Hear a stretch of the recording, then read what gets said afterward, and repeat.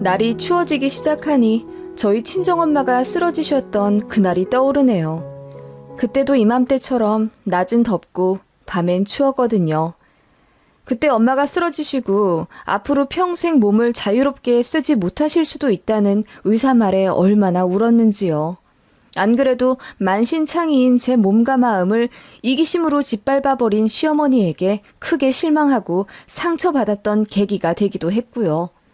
시간도 많이 지났고 시어머니도 꽤나 반성한 게 눈에 보이는데 이제는 마음 풀라고 하는 사람들도 있어요.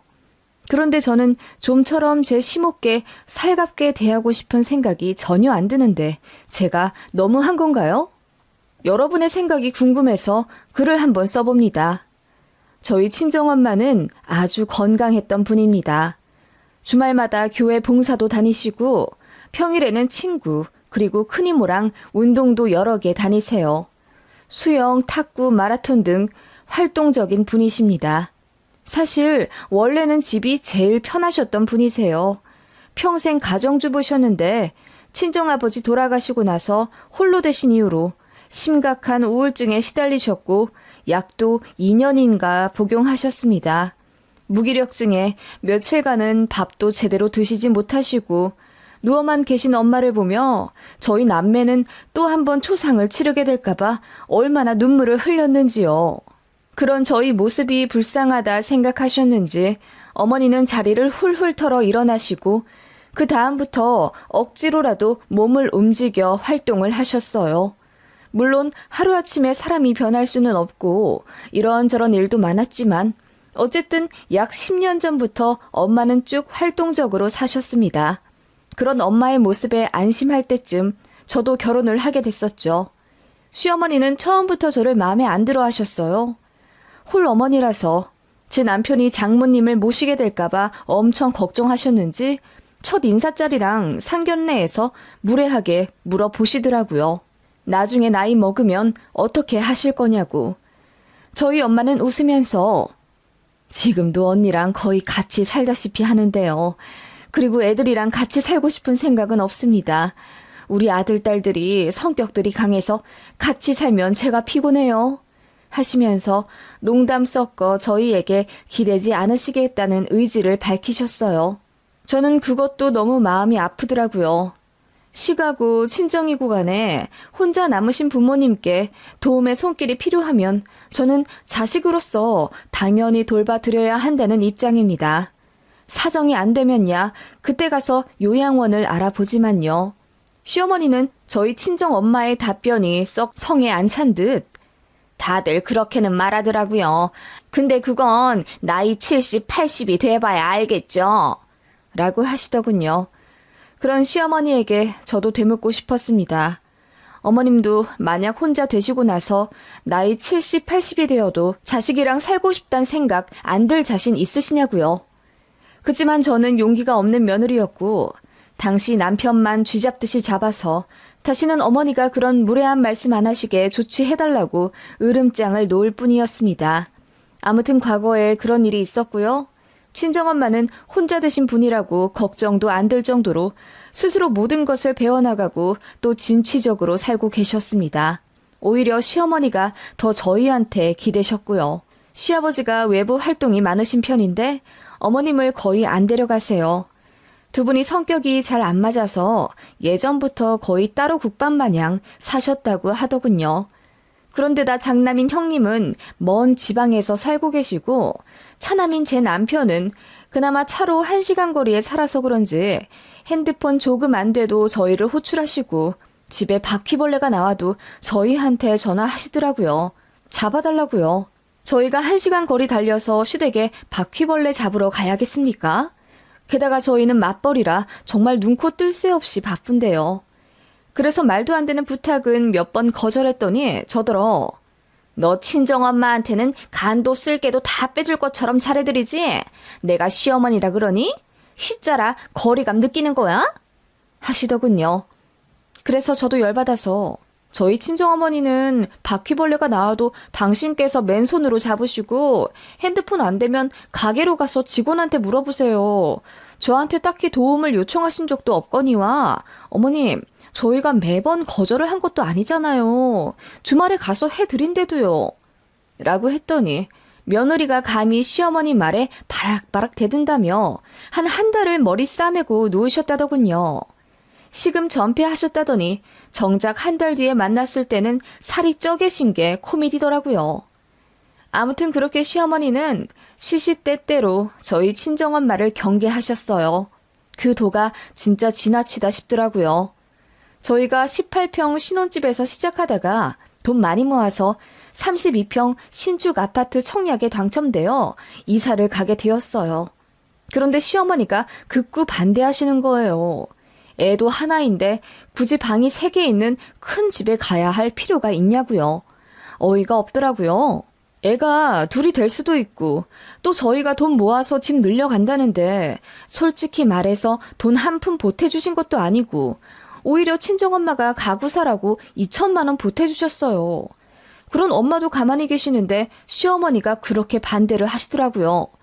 그런데 친정엄마한테 2천만 원 받은 거 아시고는 더 노발대발 흥분은 가라앉히지 못하시더니 너희 엄마가 너네랑 같이 살려고 돈 대준 거 아니니? 라고 소리를 버럭 지르시더라고요.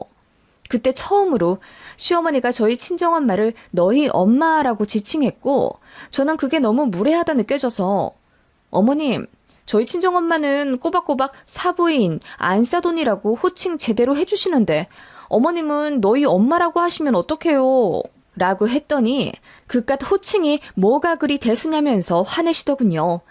그리고는 아무튼 간에 합가는 절대로 안 된다.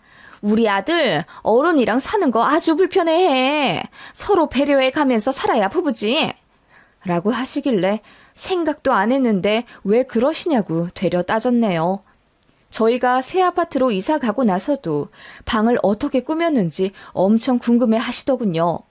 저희가 안방은 패밀리 침대 넣어서 다 같이 자고 방 하나는 아이방, 방 하나는 운동기구랑 제 책상 하나 넣어놨다고 하니까 공간 활용을 왜 그렇게 했냐고 마음에 안 들어 하시더군요. 그게 복선일 줄은 꿈에도 몰랐네요. 그렇게 저희 집도 넓히고 부모님들도 건강하시고 저희 아이도 잘 크고 모든 일이 순조롭게 흘러간다고 생각했습니다. 하지만 불행은 어느 날 갑자기 온다고 하나요? 친정엄마가 쓰러지셨다는 소식을 듣고 그야말로 기절할 듯 엄마가 계신 병원으로 달려갔습니다. 급성 심근경색이었어요. 전조 증상도 없으셨다더군요. 그리고 쓰러지시면서 하필이면 옆에 보도블럭 모서리에 부딪히셔서는 피도 많이 흘리셨고 목뼈도 다치셨다고 했어요. 스텐스 시술로 급한 불은 껐지만 머리랑 목뼈 다치신 게 더 심각했고 피를 많이 흘리셔서 의식도 빨리 찾지 못하셨어요. 수혈도 받으실 만큼 위급한 상황이었고 의사는 어머니 연세가 있으셔서 그런지 무의식 중이지만 회복이 딱히 빠르지가 않다고 하시더군요. 머리 다친 건 MRI 찍었는데 딱히 큰 이상은 없어 보이는데도 엄마가 근 일주일을 깨어나지 못하시는 바람에 저는 정말 아빠를 이어 엄마도 이렇게 잃는구나 싶었어요. 그러다 기적적으로 깨어나셨고요. 병원에 입원도 오래 하셨고 목뼈 다친 것과 한동안 피가 순환되지 못해 뇌에 산소가 가지 못했던 후유증으로 엄마는 왼쪽 팔과 왼쪽 다리 쓰시는 걸 불편해 하셨어요.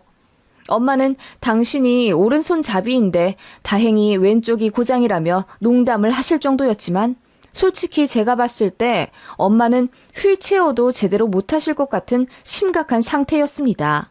그래도 재활치료 열심히 받으시더군요. 그런 엄마 응원하며 저도 하루하루 마음 졸이며 살고 있었습니다. 시어머니는 처음에는 저희 엄마 쓰러지셨다는 소식에 엄청 놀라셨어요. 그러면서 병원비 하라고 100만 원도 보내주시고 전화도 자주 해주시곤 했습니다. 그런 시어머니께 저는 참 감사했었어요. 아무리 그래도 사부인이라 걱정을 해주시는구나 싶었고 사람이 아플 때 어떻게 대하느냐에 따라 평생 인연 나뉜다더니 저도 어머님께 서운했던 것들이 그렇게 눈 녹듯 풀리는구나 싶을 정도로 감동받았습니다. 그런데 전화가 오면 올수록 이상하다 싶었어요. 걱정이 그 걱정이 아니신 것 같은 거예요. 팔다리 못 쓰시는 것에 대해 진행 상황을 세세하게 여쭈시는 것도 모자라 퇴원 후 거처에 대해서도 집요하게 물으시더군요. 저에게는 남동생이 있고 결혼 앞두고 있는 대학 교수입니다. 안 그래도 남동생이 본인이 엄마 모시고 싶다고 하는 걸 저도 마음이 안 놓여 서로 모시겠다고 하던 중이었고요. 앞으로 쭉 합가는 못하게 될지는 몰라도 일단 거동이 불편하신데 당연히 제가 봐드려야 한다고 생각했어요.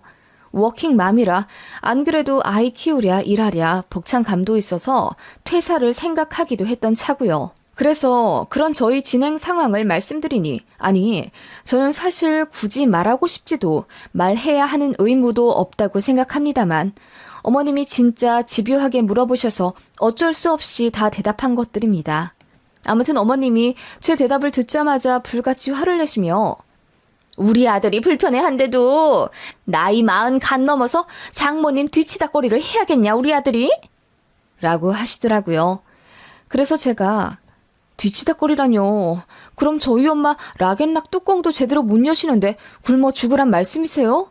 상태 좋아지실 때까지 자식이 좀 돌봐드려야죠. 그리고 제가 남편 시킬 것 같으세요?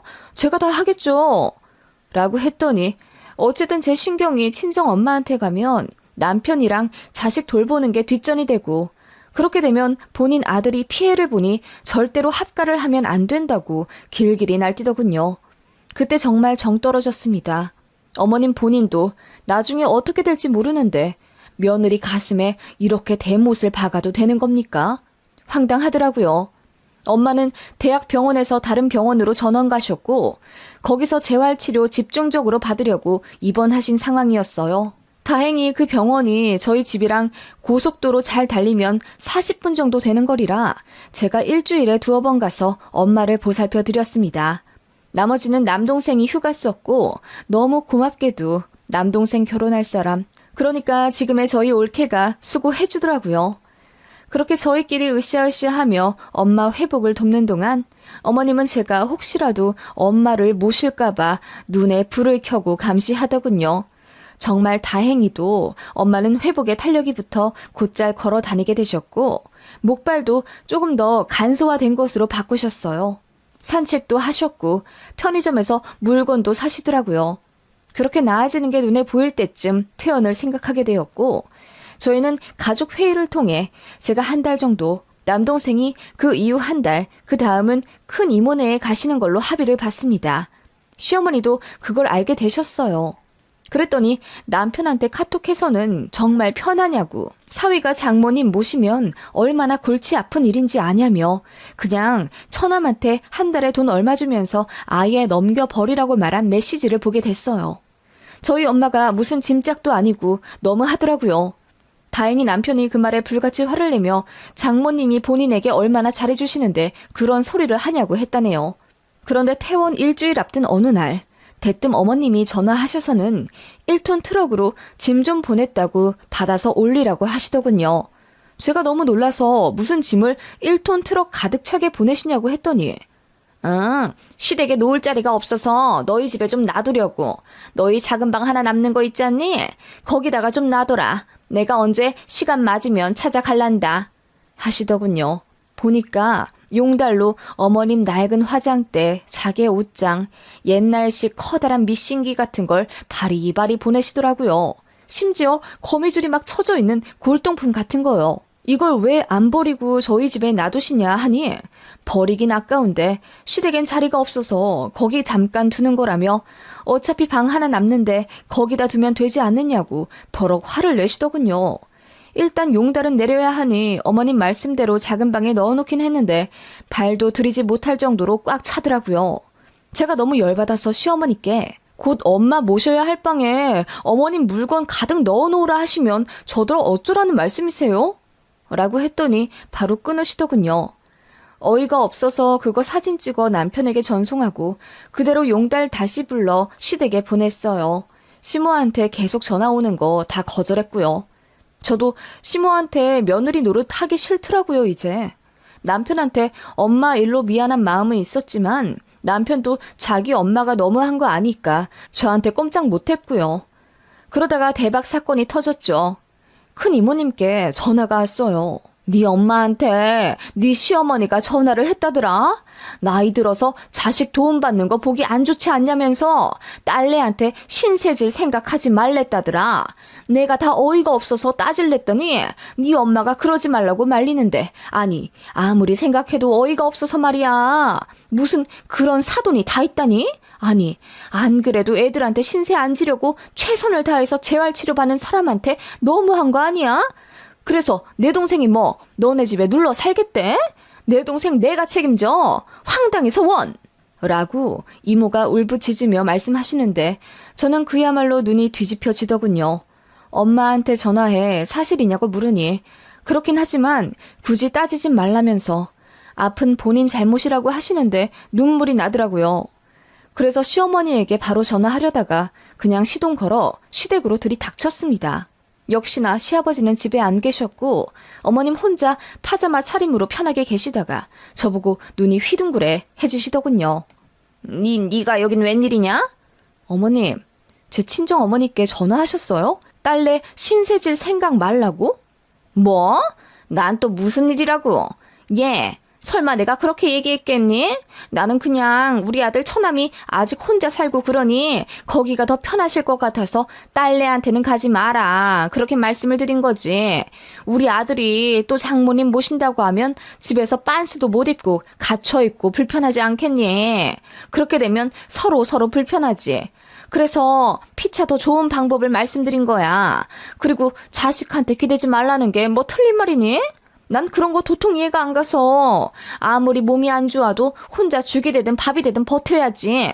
그걸 어머님이 왜 결정하시는데요? 물론 제 남편이 어느 정도 불편할 수 있다는 건 알아요. 그래서 미리 동의도 구했고 사과도 했고요. 정말 괜찮대요. 그리고 이럴 때 안 모시면 본인도 마음이 불편할 거라면서 더 오래 모시자고 얘기했던 게 아이 아빠예요.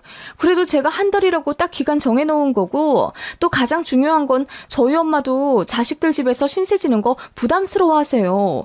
저희가 모신다고 한 거지 엄마가 먼저 오겠다고 한 적도 없고 또 상황이 나아지면 한 달 안 채우고 먼저 나가실 거라고 했어요. 제가 따발총처럼 어머님께 쏘아붙이자 어머님 얼굴이 벌개지더니 그야 안사돈도 민망하니까 그렇게 말씀을 하실지 몰라도 솔직히 사람 건강이 어떻게 될지 모르고 근데 너희 집에 있다가 혹시 몸이 안 좋아지시면 아예 눌러 앉으시면 어떡하니? 그건 내가 반대인데? 라고 하시더군요. 어머님은 전혀 미안한 기색이 없이 이런 건 시댁에서 관여해야 할 사항이라며 눈치 안 보고 막 나가는 제가 이상한 거라고 하시더군요. 그러면서 홀어머니 있는 딸이 결혼시장에서 얼마나 최하 등급인 줄 아냐면서 사위 처가에 다 빼앗긴다고 볼멘 소리를 하시더군요. 그리고는 홀어머니인 것도 마음에 안 드는데 돌아가실 때까지 정정하셔야지. 왜 아프고 그러신다니? 하필이면 거동이 불편해지실 건 또 뭐야? 아프더라도 그냥 손 덜 가는 그런 질환이나 걸리시면 좀 좋아? 라고 하시더군요. 그 말에 제가 빡 돌아서 어머님, 그게 어떻게 맘대로 되나요? 그리고 어머님은 나중에 안 아프실 줄 아세요? 지금도 당뇨기 있으시고 무릎 아프다 매일 앓는 소리 하시면서 왜 그러세요? 라고 했더니 어머님이 놀란 듯 절 보시더군요. 어머님은 평생 건강하시고 평생 안 다칠 줄 아시냐고요. 그리고 사람 앞날 어떻게 될지 모른다면서요. 아버님도 갑자기 돌아가시게 되면 어머님 혼자 남으시는데 그러면 그때 가서 자식한테 안 기대고 사실 자신 있으세요? 저는 어머님보다 훨씬 젊은데도 앞날을 확신 못하고 사는데 어머님은 뭘 믿고 그렇게 당당하신 거예요? 뭐라고? 아니, 내 말은 그냥 자식들 생각해서. 그러니까 제 말이 그거예요. 어머님은 나중에 거동 못하실 때 자식 도움 절대로 안 받으실 거냐고요. 아니, 무슨 그렇게까지 너는 극단적으로 말을 하냐. 극단적으로 말씀하신 건 어머님이시잖아요. 제가 언제 저희 친정어머니 평생 모신다고 했어요? 상황이 좀 그러니까 집에 좀 모시겠다는 건데 왜 그러세요? 제가 소리를 빽 지르자 어머님이 슬금슬금 뒷걸음질 치시더군요. 저는 그렇게 할 말 다 했지만 어머님은 제 말에 대답도 안 하시고 저더러 너무 한다는 말만 반복하시고 피해자 코스프레 하실 뿐이었습니다. 어이가 없었지만 그냥 그렇게 저도 할 말 다 한 걸로 애써 기분을 풀었죠. 어머님이랑은 이제 다시 연락하고 싶지도 않고 이번에 작은 방에 어머님 물건 용달 부른 일을 계기로 제 남편도 많이 화가 났기 때문에 앞으로 연을 끊고 살아도 자기는 저한테 며느리 노릇 절대 안 바랄 거라며 제 마음을 알아주더군요. 그렇게 두어 번의 명절을 보냈을까? 엄마는 저희 집에서 3주 정도 계시다 남동생 집으로 가셨고 불편하시다며 2주 만에 댁으로 돌아가셨어요. 혼자 계셔도 틈틈이 저희 자식들과 이모, 조카들의 도움을 받으며 전혀 불편함 없이 회복을 위해 노력하셨습니다. 저희 어머니는 한의원도 부지런히 다니시고 재활 치료도 누구보다 열심히 받으셨어요. 덕분에 거의 80% 신경이 돌아왔고 뛰지만 못할 뿐 일상생활을 거의 다 회복하셨어요. 취미생활도 예전에 액티브한 활동에서 조금은 정적인 활동으로 요리 클래스나 프랑스 자수 같은 걸로 무료함을 해결하시기도 했고요. 그런 엄마의 모습이 한편으론 정말 존경스럽더라고요. 그래서 엄마 걱정을 거의 하지 않게 되었을 무렵 청천벽력과도 같은 소식이 들렸습니다. 시어머니가 빙판길에서 넘어지시면서 하필 뾰족한 철근 옆으로 쓰러지시는 바람에 엉치뼈와 골반뼈가 동시에 골절이 되셨어요. 아예 못 걷는다고 하시더군요. 그래서 병원에 입원을 하셨고 예전 감정은 감정이고 솔직히 그 정도로 다치셨는데 병문안 한 번 안 가면 정말 저도 할 말 없는 며느리가 될 것 같아 병원에 찾아뵈었습니다. 어머님은 그새 얼굴이 반쪽이 되셔서는 저희를 물끄러미 올려다보시는데 그 눈빛에 많은 것이 담겨 있는 듯 했습니다. 형님네가 계시지만 아랫지방에 살고 계셔서 간병은 아예 말조차 안 나온 상태이고 아버님 혼자 어머님을 돌보시게 되었는데 너무 부담스러워 하시더라고요. 아버님은 어머님께 평생 밥상만 받아보신 분이지 밥 먹고 나서 치우지도 않으실 뿐더러 물도 제 손으로 잘 안 떠다 드시는 분이에요. 누가 옆에 있으면 꼭 시키려 하시지 제 손으로는 빨래도 한 번 해본 적 없는 분이라 간병인을 절실히 바라시더군요. 어머님 화장실만 간신히 도와드릴 뿐 밥 먹는 것도 떠 먹여주기 싫다고 간호사를 시키려고 해서 병동에서 혼이 나셨다네요. 그뿐만 아니라 양치나 세수 같은 것도 잘 안 도와드리셨고요. 그래서인지 어머님이랑 병원에 있는 그 짧은 3일 동안 계속 싸우셨댔고 몸이 아픈 것보다는 스트레스 때문에 어머님이 더 힘들다 하시더군요. 그렇다고 간병인을 구하지도 않으셨어요. 어머님이나 아버님이나 엄청 짠돌이라서요. 돈 아깝다고 생각을 하시거든요. 그래서 저희가 간병인을 구해드리고 비용도 되겠다 하시니 어머님이 갑자기 펑펑 우시며 서운하다 하시더라고요. 왜 집에 모시고 갈 생각을 안 하고 대뜸 병원에 자기 혼자 두고 갈 생각을 하냐면서요. 그러면서 네 친정엄마는 그렇게 애틋하게 여기면서 집에 어떻게든 모시려고 안간힘을 쓰더니 내가 아프니까 왜 거들떠도 안 보니? 네가 그러고도 며느리라고 할 수 있어? 암만 며느리라도 너도 내 자식이지. 네가 그랬잖니. 부모가 아프면 자식이 돌봐드려야 한다고. 그래놓고 나는 간병인만 달랑 붙여놓는다고? 정말 서운하다. 하시면서 막 우시는 거예요. 남편은 옆에서 한숨을 팍 쉬며 와이프 이제 일 다시 시작해서 바쁘기도 하고 저번에 장모님 일로 서로 기분도 상한 상황인데 우리 집에 오려고 하면 내 체면이 뭐가 되겠어. 그러게 그때 말이라도 좀 잘하시지. 라고 제가 할 말을 대신 해주더라고요. 저는 어머님 편찮으신 상황에 대놓고 꼬시다 이런 말 하기가 솔직히 좀 그렇더라고요. 게다가 병원이기도 했고요.